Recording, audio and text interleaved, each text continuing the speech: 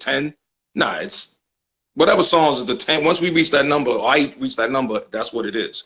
Yeah, well, the brother know, man, like, it was funny with that because I didn't have nothing like that on the album. Everything was just like, I'm the best MC in the world and I'll take your girl. You know what I mean? And then that one it had a good part to it and a iffy part, because when I did that, everybody thought I was on some, intelligent hoodlum Public Enemy shit. Then when they heard the assassinator, they was like, wait a minute. Like, you know what I'm saying? So all of the rest of the album was mainly just me talking, talking my talk. And yeah, so and when we shot the video, Ralph McDaniels shot the video. Lionel Martin and Video Music Bar, they the ones that shot the What a Brother Knew video. So the album was already complete by the time you dropped that video. It was already what? Complete? You said that was the last Yeah, it was done. The album was done. Well, like I said, the last song was What a Brother Know, but it was the last song we recorded for the album. But the album was done when we were shopping it. How long did it take to create that album?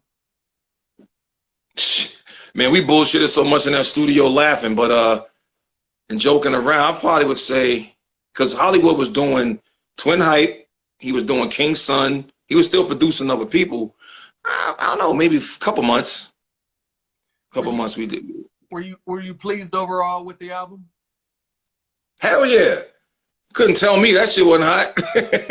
I thought I was gonna knock everybody out. And Select loved it. Like, they were like, man, like they fell in love with that shit. So how did life change for Tonez after the album dropped and the videos getting love?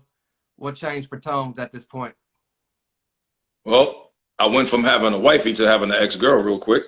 And because, ghetto celeb, man. I was out there acting a fool. But it was cool, man. I liked it, man. It was I don't know.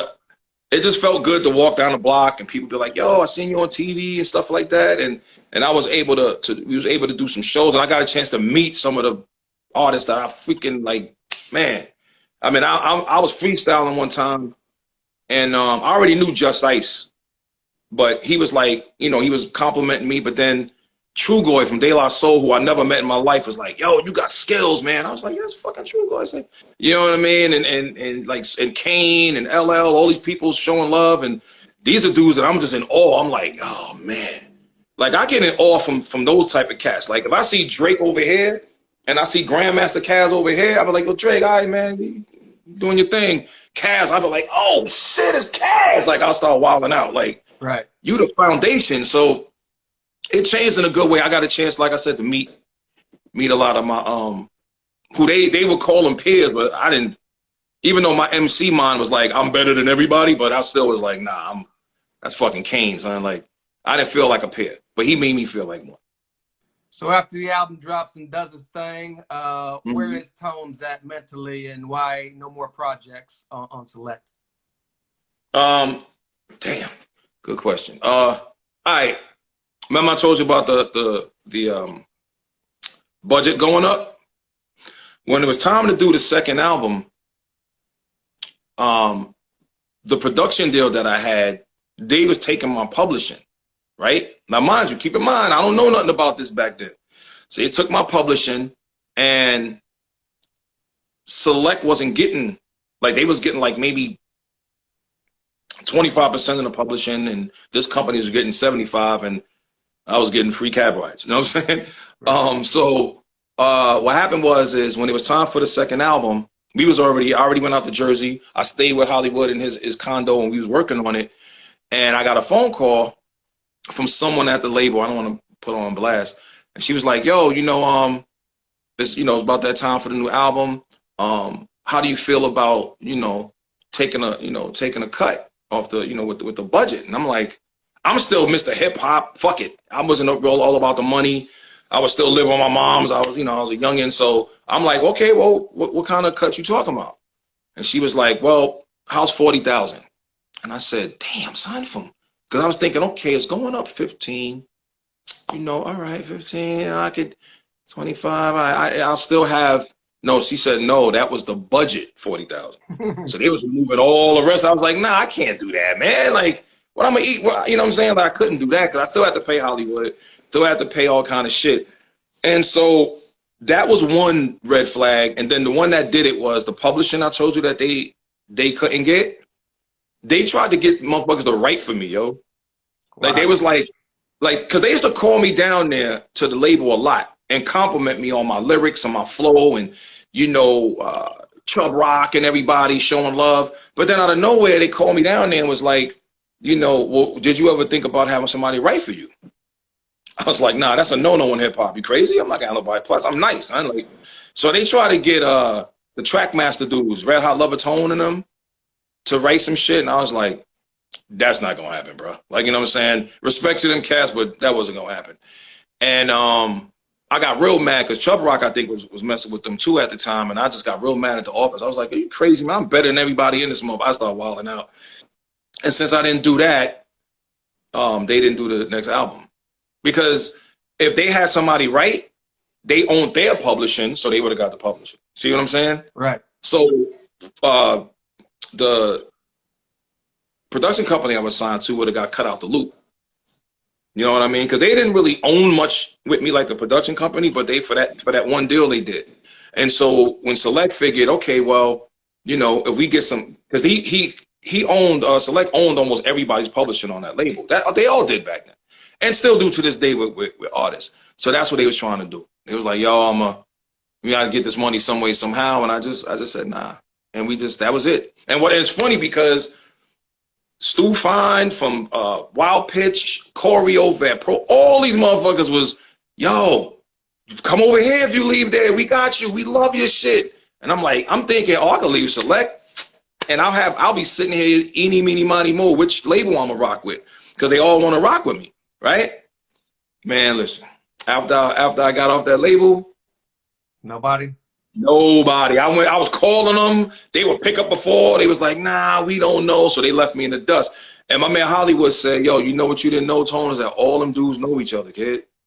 All them label dudes, they play golf together. Don't think they really in competition with each other.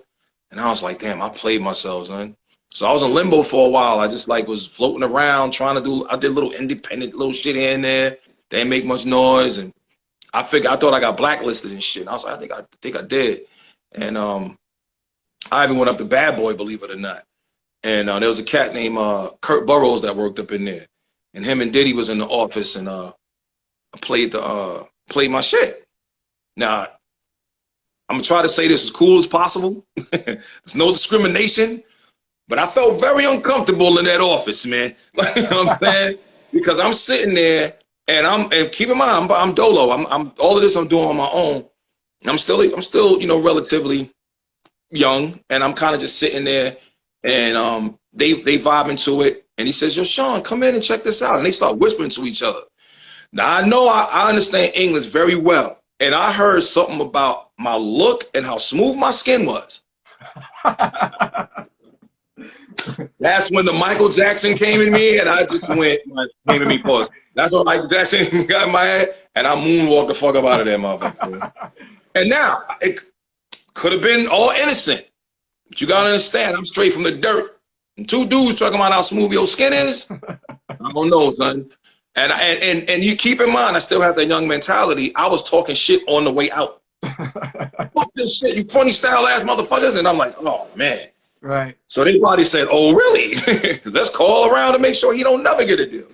But, yeah, so I was in limbo for a while, man. So what years are we talking about here? 94, maybe 95?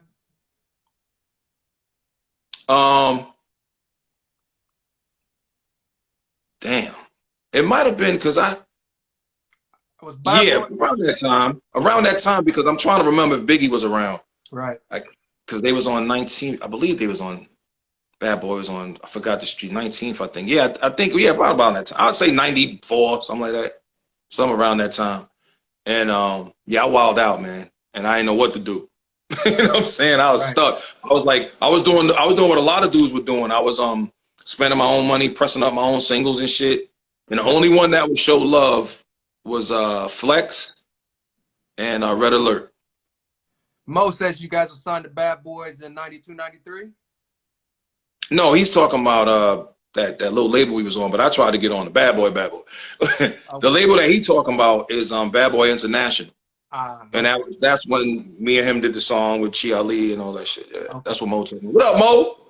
So at this point, is Tones just done with the industry and ready to move on? Music? Nah, man. Nah, I was still thirsty, man. I was still trying. I was still sending out demos. I was still trying to go to little seminars. How can I be down? All those little things that was going on. I was still trying, man. I didn't just say, nah, fuck it, I ain't doing it no more. Because I was still writing. You know, I was still recording. I just couldn't get on. You know? So where did your passion for acting come into play? Shit, man. Now you got to go back. I had a little part in the movie Philadelphia. Tom Hanks. Tom Hanks, yeah. And how that happened was the receptionist that worked at the production company I was signed to. Her name was Lorna. Real nice girl. And she knew Jonathan Demme, who did the movie. And I think he was the director, writer, and all that shit. I came into the office one day to the production company, and I said, she said, hey, you know, how would you like to be in a movie? And I'm like, man, what's the movie? You know, right away I'm thinking, you know, Crush Groove Part 2 or some crazy, like some hip hop shit. And she goes, well, it's a film with Tom Hanks. And I was like, I'm in, like before she even finished the sentence. And so they called me and said, hey, you know, we want you to come out to Philadelphia. And they paid for me to come out. And I wasn't part of SAG or nothing, but they paid me about $450 a day. You know what I'm saying? And I was there for 2 weeks. I didn't really have much roles. I mean, I didn't really say anything, but it was because it was towards the end, and they were filming the end of the film. And I got really cool with Tom Hanks of all people, like, because I thought it was gonna be Denzel, but he was a goofball, man.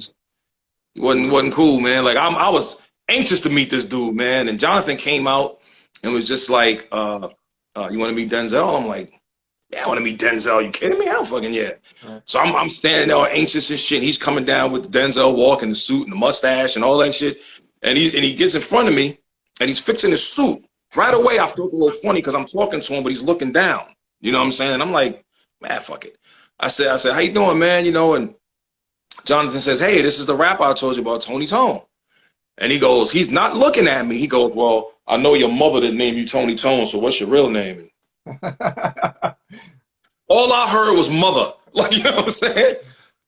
I said, mother, what you say? Like, and I said it loud, and the whole extras and the other actors were all like, because I said it real loud. We was in a real hospital, because it wasn't like, you know, sometimes those movies, they don't be in real spots.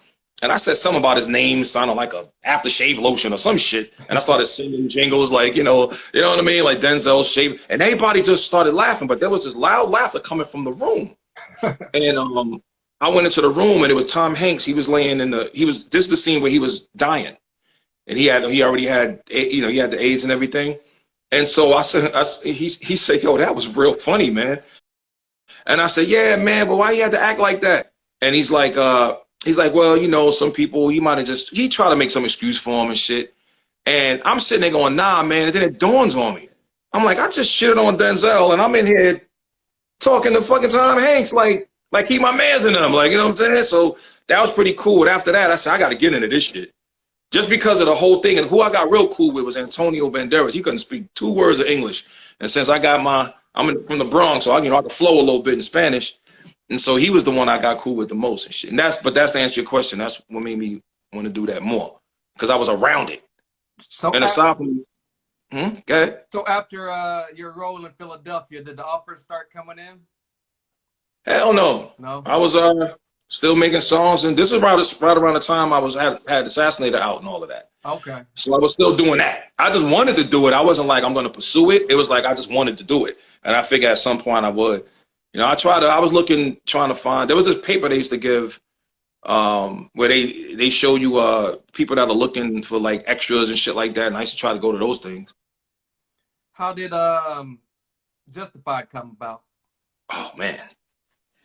You're talking about fast forward. And it's good you fast forward because wasn't a lot of shit going on. Damn. All right. Well, in 99, a DJ friend of mine, JS1, DJ JS1, he was on tour with Rozelle, guy to do the beatbox. Yeah. I think he was on tour with him at that time. I think so. Yeah, I think he was. But anyway, he made beats, and he used to DJ for me before. Anyway, I've known JS for a long time, since the early '90s. And he said, "Hey man, I'm going to Queens. You know, let's record something." So we went. He came, scoop me up, and he's from Queens, so we went out to Queens. We went to this place called Stardust Studios, and there was some guy that owned the place that I don't know if he was Russian or something, but I couldn't. His English was so bad. But he's one of them dudes that owns the studio, but he don't engineer. It was just like his business. He came in and mumbled some shit and then left. And then this guy named Oscar Owens was the engineer there. And when me and JS1 did our thing, he said, "Man, like he liked my voice and flow." And he said, "Man, you know, I got a little setup in Brooklyn. If you ever want to come out and record." How you gonna say that to a dude that ain't even got a microphone? So I was there like the next day, 7:30 in the morning, and we recorded a whole bunch of shit. We even recorded like a little album, try to put it out. Or I recorded a lot of freestyles. I did a joint with Adina Howard. I did something on one of her songs, but it was just strictly for the DJs. And I just started doing like mixtape shit. And what happened was I had so many vocals and stuff in Oscar's studio that he said to me one day, he said, "Look, man, how would you like it if, how would you feel if I say I'm gonna take your acapellas and I'm gonna take these bluegrass samples and make hip hop beats out of them and make a mixtape?"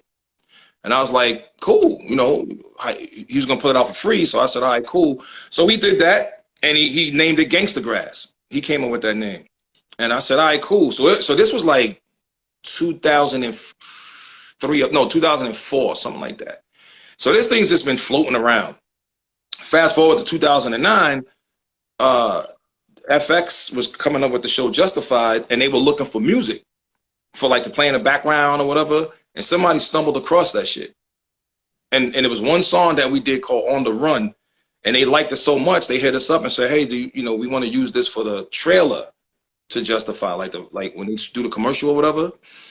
And well, we couldn't do it because there was a lot of samples, but he knew all these guys that knew how to play all that shit, so we had to redo it, and they used it. So we thought that was it, but then they hit us back and was like, "Yo, you think you guys could do a theme song?" Because what happened was there was a buzz about the song that was playing in the background during the trailer to the first season. Like people, all the comments was, "Yo, what's that sound in the background?" And so we said, "Yeah," and we did that shit. Like the next couple of hours or the next day, they said, "Yo, we're gonna use it for the theme song." And that's how that happened. You also got Emmy nominated for that song. Is that for right? The first season. Yep. Mm-hmm. So take us back to that experience. Shit, man, that was for the first season too. Wow, the first season. I was just happy that the shit. Every time it came on TV, I heard my voice. So that was, when it's a theme song, every time I come on, you hear yourself. And so I got an email when they were like, and the way they do it is like Hollywood is real bugged out, man. It was almost like they said, "Yo, man, the new Jordans are up. If you want to go to the store, you can buy them." Like, that's the way the email felt. They was like, "Your song's been nominated for an Emmy. Have a good day." What? Like, you know what I'm saying? I lost my mind. I'm like, nominated. And they wasn't even going to fly us out there, man. I had to talk them into it. Wow. Yeah, so I got that shit. I lost my mind. I'm a TV fanatic. So my boy Oscar Wrench, his name is Wrench. We just call him Wrench. I feel weird calling him Oscar.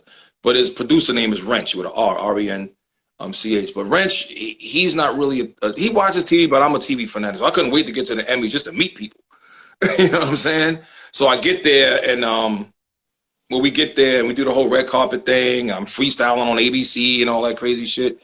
And I got a chance to meet the people from True Blood and Jeff Bridges and oh man, Scary Spice. Oh yeah. Oh God, let me tell you something, man. Let me not tell you nothing. How about that? You just, everybody watching the dudes, y'all know what I'm talking about. God, man. Oh man. Anyway, man, she was finer than a motherfucker, man. God damn.